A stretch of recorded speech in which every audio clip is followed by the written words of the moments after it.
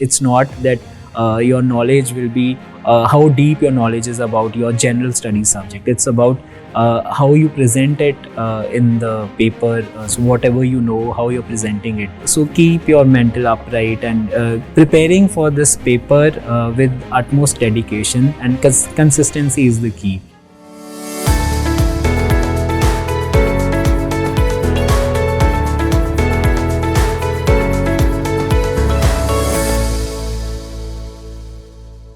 Hello and welcome to BYJU'S Exam Prep Spotlight program. In this Spotlight series, we invite the toppers of Civil Services Examination 2021 to discuss and share their experiences, their journey, being one of the lengthiest examination and the most prestigious examination of India. There are lots of rumors, myths, lots of superstitions, lots of things that is called, shared in the market. So it is always better to listen to the person himself or herself who has cleared this exam. And today we have a very distinguished topper with us, coming from a rural background, no connection with civil services in his family, single child, no one was there to guide him, and how he designed and got that direction to civil services and got this topper's rank, Mr. Jaspinder Singh.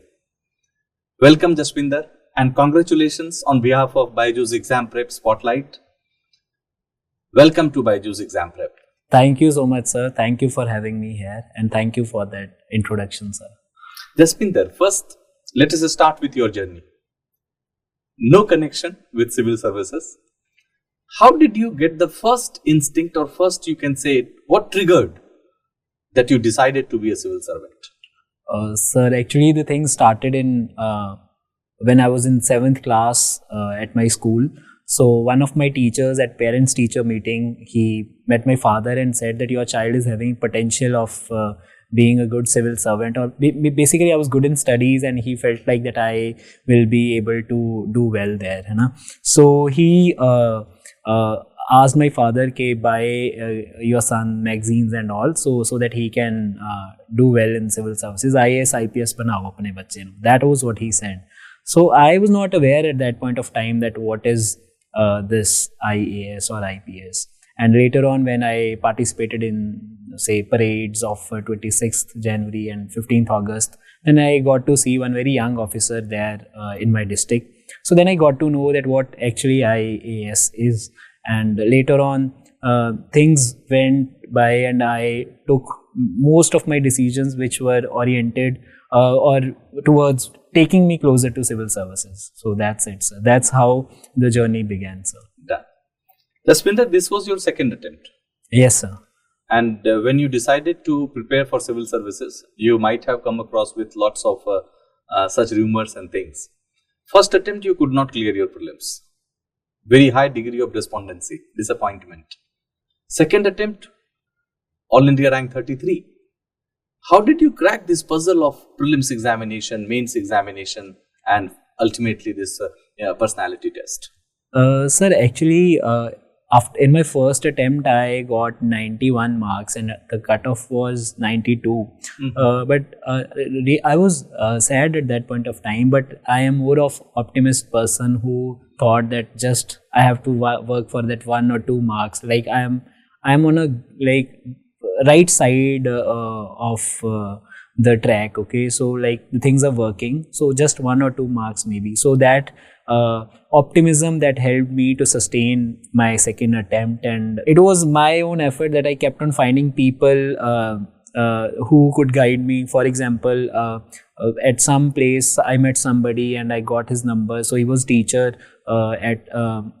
in Chandigarh, and he said that you have to you just do the mock test 60 days on the same time that you have to do daily morning 9 to 11. That what is the time of actual paper. So I couldn't do it for 60 days, but 30 plus days I was able to do. But those mock tests, they were really rewarding for me, and I was getting good marks. I got to know that what is optimum number of questions that I have to attempt in actual paper. So that is how I was able to like go through or the cutoff for the prelims examination in my second attempt. I got 108 marks when the cutoff was 87. So I was really like hopeful that I'll get through it, and I came to Delhi for mains preparation. Then I wrote answers for mains, and again it started with just 87 marks from GS1 in my first mock, and I was again cribbing about it. That I again called the same person that sir, kya karoon? I'm not able to get good marks. So he again told me, please just analyze what wrong you did, what is right. So that is how mock tests, they help me. It's about having self-doubt and improving them. So I had self-doubts. It's not that I was always like very confident that yes, I'll do this. So have self-doubts and keep on improving where you lack. So that is what worked for me. I kept on improving, be it prelims, be it mains. And similarly, it goes for interview. Piece by piece, you have to work on things, and things will work for you then. Really? Now, for prelims examination, you went for mock tests and you wrote so many mock tests under the same simulated condition, right? Yes, sir. What about answer writing for mains examination? How did you speed up? How did you sharpen your writing skills? Sir, actually, when I failed my first prelims, actually I was hopeful that maybe I'll be in the list. So I started test series then and there only after my first prelims. So I gave law, I was having law as optional. So I joined optional test series, I joined GS test series, and so I was giving the tests even by hoping that I will be in the list of those who will be writing mains then, but I wasn't able to clear for mains at that point of time. But this thing helped me. It worked. Like I got to know how to write answers then, body, introduction, and also I want to tell that my first answers I wrote like we are supposed to write them in 3 hours, but I wrote them in 4 hours, 5 hours. I really wanted to work on content at that point of time, so I didn't bother about time then. I just wanted to get good score, that what content is leading me to good score. So I was scoring fine in my first test series. So that is from where I started writing answers, and it went well in my second attempt, and I continued writing answers. So it's not that I wrote answers daily. I wrote answers at say on the basis of tests. So if you write one test in a week, say 20 questions are there in one actual full length test. So it is approximately equal to that you're writing daily answers daily. So I preferred writing full length mock rather than writing answers daily. So full practice and exercise. Yes. That's the way you do that. Yes, sir. Now, Jaspinder, talking about your optional law, you are BA LLB honors. This year you are topper in law optional. Being such a vast subject, well, law is supposed to be having very big syllabus. How did you and why did you go for law? And second, if I am a fresher, what criteria and parameters should I adopt to select an optional? Yes, sir. Sir, when I started my BA LLB honors degree, I thought that I'll be taking sociology as my optional subject after my 12th. And I took sociology as a major subject in BA LLB honors. But later on, when I looked into the previous year question papers and the syllabus, so my syllabus of sociology was not overlapping with my course syllabus of BA LLB honors. Okay. Like UPSC syllabus was not overlapping with that. And when I looked at law as optional, so everything PYQs I was able to like confidently, whatever syllabus I had covered by then, so I was able to bring it into my mind. Yes, this will be done. This question I know. This answer I know. So I was getting that ease there. That okay, fine. Padha lagta hai, right? So that is the lesser effort that you have to make, or you say that you have already read things, you have to just revise for your optional. So again, for optional, people say depth is required. So when I have given 5 years to law, so then why not take it as my optional subject? Right. So I took law as optional subject. And also one more reason was there, that plan B as law, as a lawyer. So for that, I didn't want that I should break the connect with the law. So I stayed in touch with law through my optional subject. And again, taking law as optional doesn't mean that you have to read the procedural law, because people are more worried about remembering the procedural part of law. It is UPSC syllabus is having substantial law rather than having a procedural law. So there is no such worry about the lengthy procedural aspect of law syllabus that comes in UPSC. Nothing comes like that, only the substantial. So these things, they help me choose law as optional subject. Otherwise, as you asked, that what are the parameters on the basis of which a person should choose optional. Right. So for me, it was BYQs and syllabus. You are already aligned towards something, say sociology or say PSIR or law. So you just see what is the syllabus of UPSC optional for that subject. Then you analyze BYQs. Then you see where you feel comfortable, the subject where you will not be bored tomorrow. So you see pros and cons of not having and having that subject, and then you should decide. So for me, this way I chose law as my optional subject. Thank you, Jaspinder. And now, when we talk about GS, history, economy, polity, geography, these subjects, ethics comes into our mind. But if we analyze the paper, actually, there are lots of smaller subjects. Internal security is there, governance is there, society is there. What was your strategy that apart from major big 4-5 subjects, how did you tackle those smaller subjects which are usually ignored by students, and that ignorance become fatal? Exactly, sir. So for me, it was that, as I told, that during my first, after my first prelims, I started preparing for mains. So then I covered those minor subjects, and later on, after my second attempt, what I did was that on every topic of syllabus of these subjects, I had something written in the form of short notes. So I already had my notes for that very material, or I was finding the things from internet or from old Rajinder Nagar market, that I was finding the material there, and then I made my short notes for those subjects. I was not going haphazard with respect to those topics or those subjects. So what I did was that I made short notes for subtopics that are mentioned in syllabus. So say it's about organizations like NGO and all, right?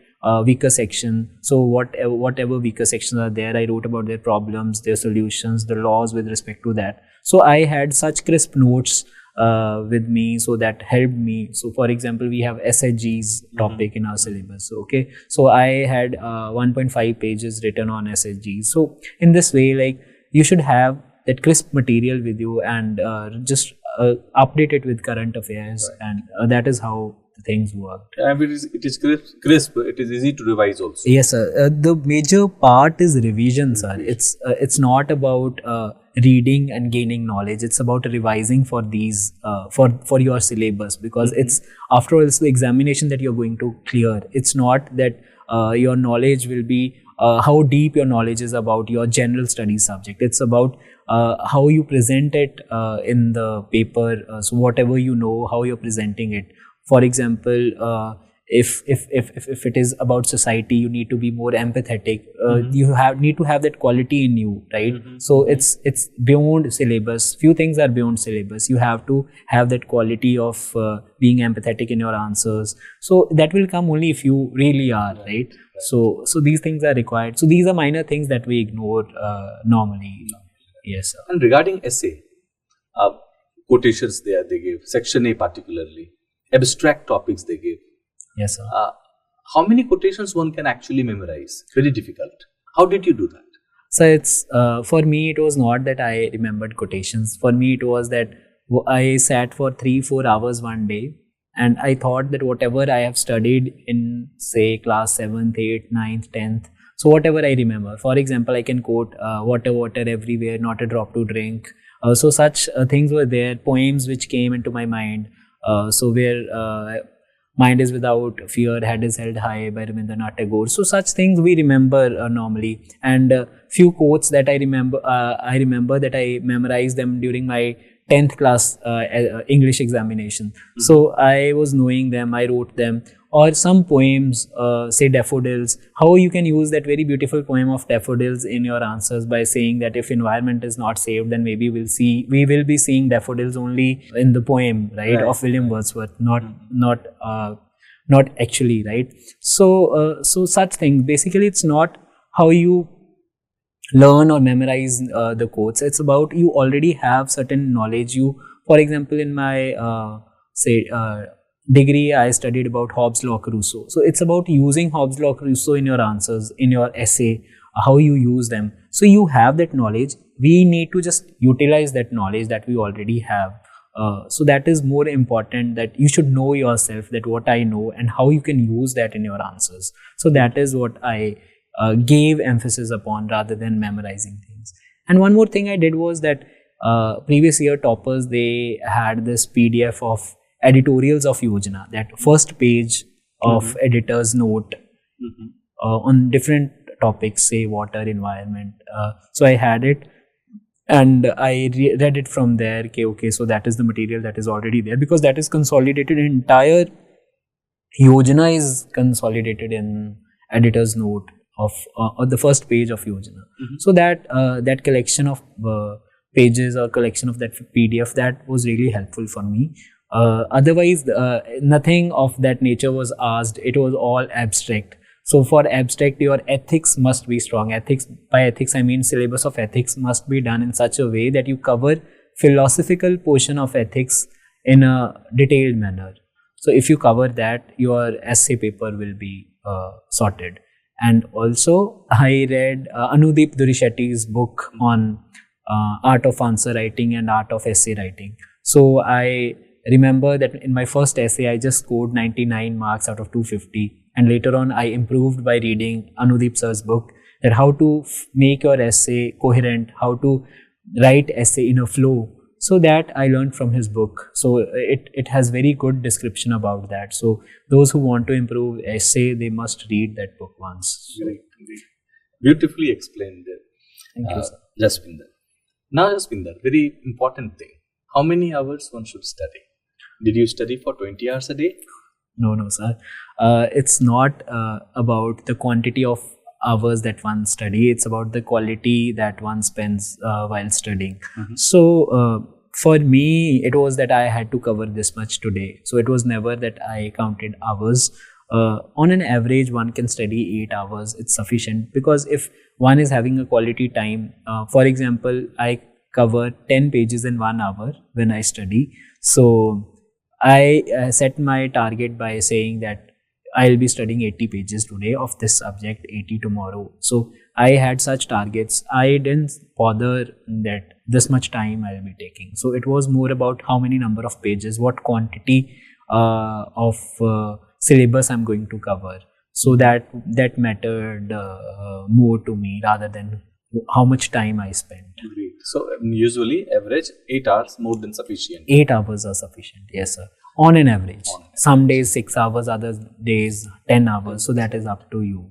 Now, with regards to art of notes making, we refer to so many newspapers, magazines. We come across lots of downloads, Xerox materials. Yes sir. We have thousands of pages that we need to study, or students usually collect. Yes sir. That becomes very difficult when it comes to revision. Yes sir. What strategy you adopted to prepare your own notes? Again, every topper that I used to hear, they used to say, keep your resources as minimum as possible. Revise and re-revise, that is what is the key. So whenever we make our notes, so they must be comprehensive as well as crisp. I know this is oxymoron that when we say crisp notes, then they cannot be comprehensive. But what my notes, I tried that they should cover each and every part, each and every aspect. So that ways they were comprehensive and crisp as well at the same time. So it's very important that when you make notes, it's not that I didn't make notes for prelims. I made notes for my mains. For my prelims, I focused more on books and the notes that were provided by, say, institute to me. But I didn't follow my own. We say that people make their crisp notes for prelims. I didn't make that. But one thing I want to tell that some extra efforts are required to be made for prelims. There, I used to do mapping on my own.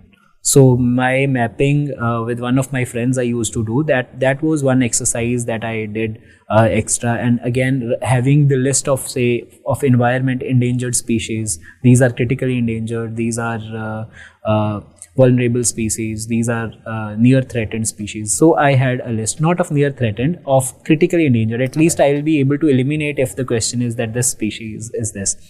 And for history also, one can learn through own notes making by, say, Governor General. And this Governor General was contemporary to this ruler. This treaty was signed by this Governor General, and then this was the policy adopted by Governor General. These were the acts. These were the buildings made by that Governor General. So history also can be done, and history can also be done by mapping. So like Mahajanpadas, you map Mahajanpadas where they were. Then you do mapping of Gupta Empire, of different empires you can do. For example, stupas, where the stupas are. So this way we can eliminate at least in our prelims. So for prelims, you need to take that very minute extra efforts. Otherwise, read your books. Not run after having. For me, it was like we need to identify what kind of person we are. If we are notes reader from our college time, then you should have notes. If you are a book reader from your college time, then read books and have little extra efforts with respect to certain things that are very commonly asked by UPSC. On the basis of PYQs, we can get the idea about that. Great. Now coming back to current affairs part, it is also a kind of a big task today. Like students, they say that we need to study current affairs, this magazine, how many newspapers one should read to refer. And what happens is it's a vast ocean. They end up doing nothing. How did you manage the challenge of current affairs? Sir, for current affairs, the newspaper was the daily duty that I did. So I had to read a newspaper. I spent 2.5 hours daily, whether it was like the stage of interview, it was that I was spending 2.5 hours, not lesser than 2.5 hours, because I was a slow reader. So that ways I needed to spend a good amount of time on a newspaper. And I didn't make notes out of newspaper. And regarding other sources, so magazines, I just read one monthly magazine of say one institute, and that is it that I studied. And not I revised from that magazine only, rather than covering this magazine, that magazine, from here, from there, or more newspapers. So I didn't do that. It was that later on I learned from, say, if some out of the box question is asked, so in the mocks I'll be adding more to my knowledge, not focusing, not going haywire with respect to current affairs. So it was sorted that these are certain check boxes. One is newspaper, second is current affairs monthly magazine, and I need to just tick on those check boxes. When am I able to complete that during my preparation? So if I was, then that will be giving me confidence. One more thing, sir, I want to say that people go after memorizing from newspaper rather than having rote learning of newspaper. One must use newspaper just to understand what is happening around, and then can utilize that in eliminating options or for reaching at right answers while doing prelims. And again, that understanding will be helping us in writing good answers for mains. So it's not that you have to memorize things from newspapers. It's you have to understand what is going around from the newspaper. Great. Now, civil services requires at least 2 years. At least if you are very lucky. Otherwise, 3-4 years also. How to keep oneself motivated?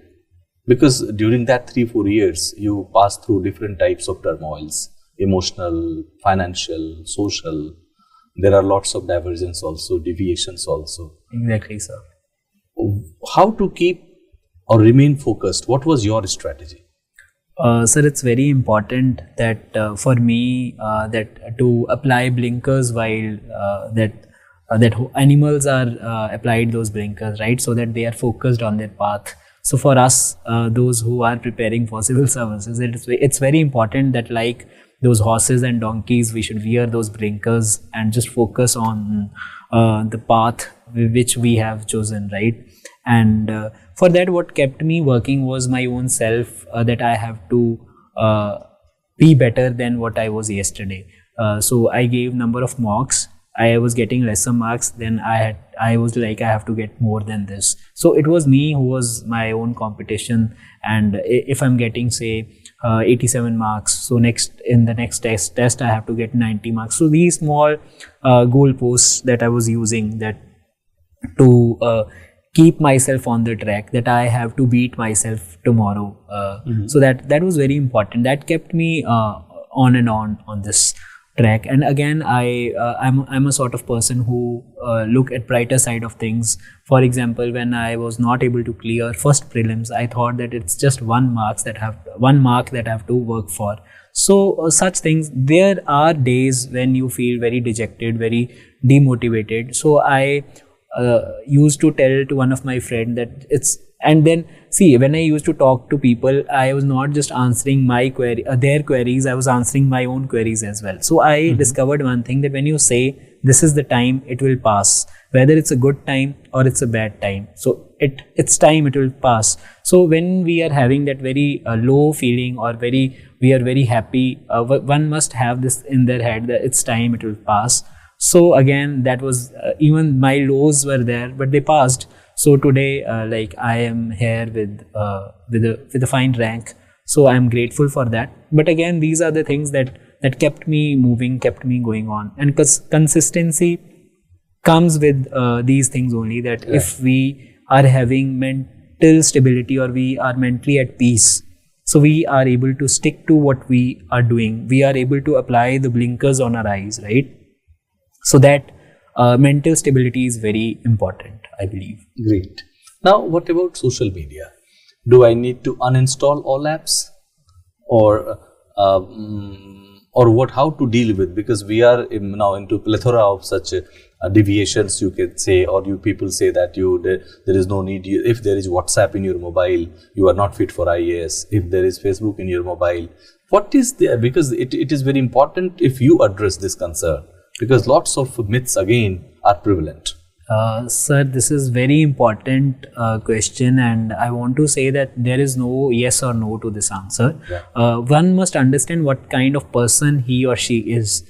If you are emotional person, please, then, and you are on the track of say UPSC or on this track, then one must uninstall such apps which are say emotionally taking your time. For example, if we get to know some certain opinions which we do not endorse, and they affect you, then why to be on that media? So why to be on that platform? So if you're not affected by these things, go ahead, you can use the social media apps. But I was a little emotional kind of person, and I realized this while somebody updated the WhatsApp status, and I had a little debate. It was a very healthy debate, but it took my 2 hours, sir. That day I thought that I am not supposed to waste time on these unnecessary things. So that day I uninstalled my WhatsApp. So that's how it was, that I got to know that I am not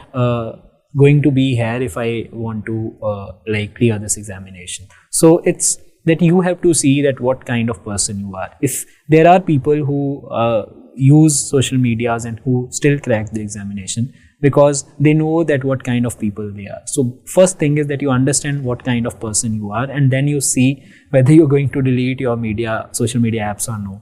I believe these small sacrifices are worth taking, and the results will be better. And then I was a social animal on social media before I deleted all those apps. Again, I am back to them. Again, I'm using them very very finely. I'm using them now. But again, those 2 years, it is a kind of sacrifice you can make. If you must make it if you are emotional person. Great. Now you talked about preparation strategy, your journey, how it began. So once you were in top list, now let us talk about something post-selection. How are you feeling now? as a student, because just few days back, you must be preparing for your prelims exam, Yes, because sir. nobody knows the result. Yes, sir. Now in the top list, how are you feeling? So now when after the result, the biggest feeling that I believe I had was that now I'm not going to write the paper again, and that was like the feeling of gratitude, as well as like now there is no burden of bag on my back, right? Oh, great. So now I'm not going to enter into this cycle of writing examination. So that is the feeling, and still I am going through that feeling. Okay, so I am free, whatever I did for 2.5 years. So it's worth it that now I am not going to repeat it. So that is the biggest feeling that I think I can have. Even I am having it right now. So that is it, sir. Great. Now, lakhs and lakhs of students who will watch this video, our conversation, either they have started their preparation or they are planning to. What would be your message to the upcoming aspirants, upcoming bureaucrats who are junior to you? See, I just want to say that on this journey, this is journey where you get to know yourself, and it's very important to know yourself and then keep on having self-doubts and improve upon them. So while preparation, you get to know what kind of person you are, and know yourself. And when you know yourself, then you try to improve or try to do things accordingly.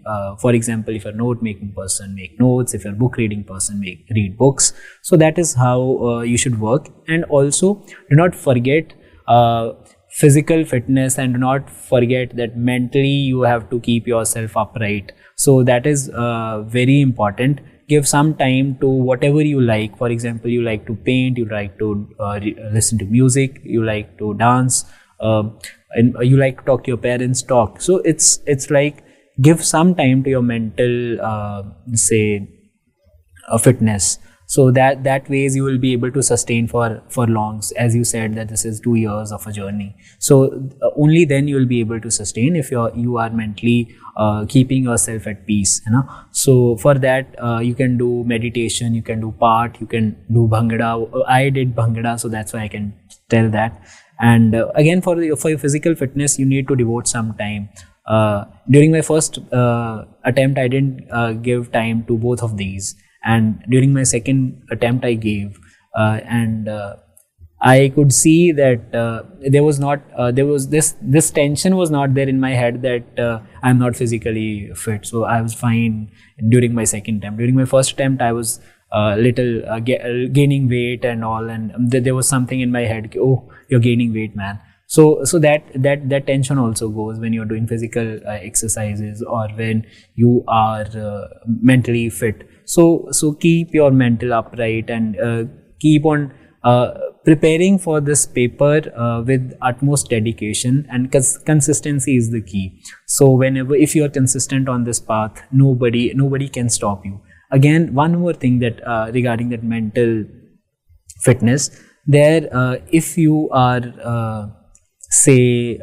this is the paper which through revisions you can crack this examination, multiple revisions, and for every revision you have to kill your mind, you have to control your mind.